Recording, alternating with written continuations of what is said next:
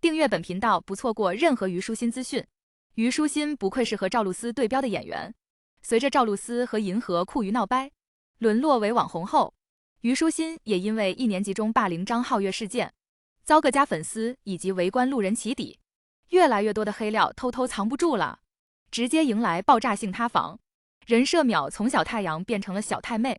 所谓的娱乐圈朋友、娱乐圈 CP 也沦为笑柄。一夕之间，很多人出来导由虞书欣，这次事件造成60万人脱粉，可谓是现象级别。而今外界仍旧坚称，虞书欣与其父不存在直接商业关联。早在2019年，虞书欣以及父母所持股的上海暖游信息科技有限公司就成为了失信被执行人，也就是老赖。当时虞书欣的妈妈也被限制消费。2020年这家公司注销了，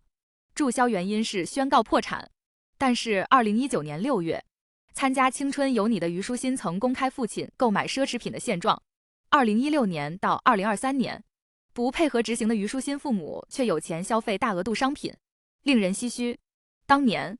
虞书欣对外的人设也是400亿千金，被认为是隐形富豪，佩戴了戴比尔斯这样的私人珠宝，超级有钱的，就是不还钱。而今虞书欣起诉别人也不是因为其他，仅仅为肖像权。甚至有小道消息称，看到赵露思落魄，虞书欣很开心，还开小号去评论说怎么有法令纹。天啊，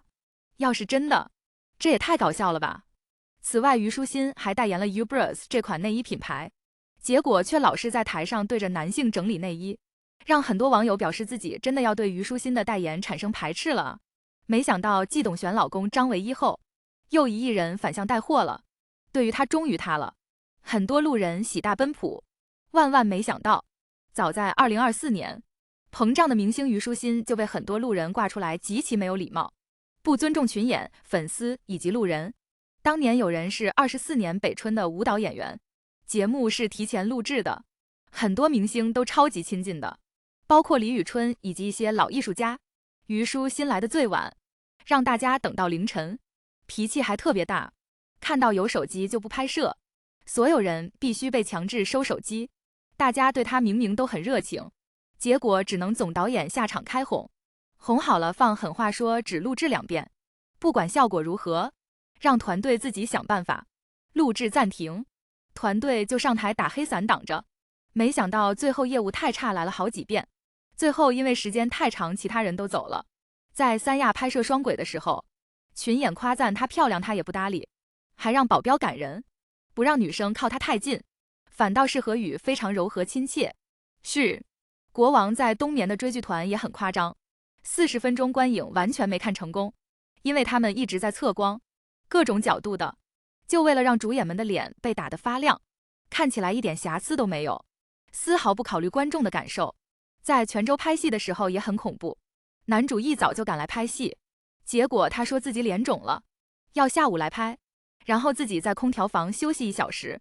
让自己的替身在太阳底下站1个小时，等自己休息够了才出来拍摄，并且对别人的笑脸老是臭脸对待。1年级的时候甚至被指着喜欢一个男的，就开始诋毁和该男生合作的女生，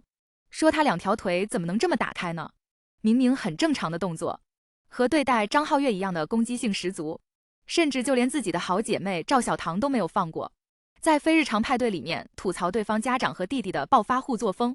去他家做客，全身上下都是 logo， 还有粉丝脱粉回踩，表示虞书欣一直不爱女粉丝，哪怕粉丝苦等，也从来不摇车窗，十分冷淡，需要粉丝的时候只是卖惨，要粉丝和剧组硬刚，好涨片酬，开潮牌店铺，也是利用身边人的身份入股，避免被说割韭菜。很多努力见虞书欣的粉丝连可以正面看一眼的资格都没有。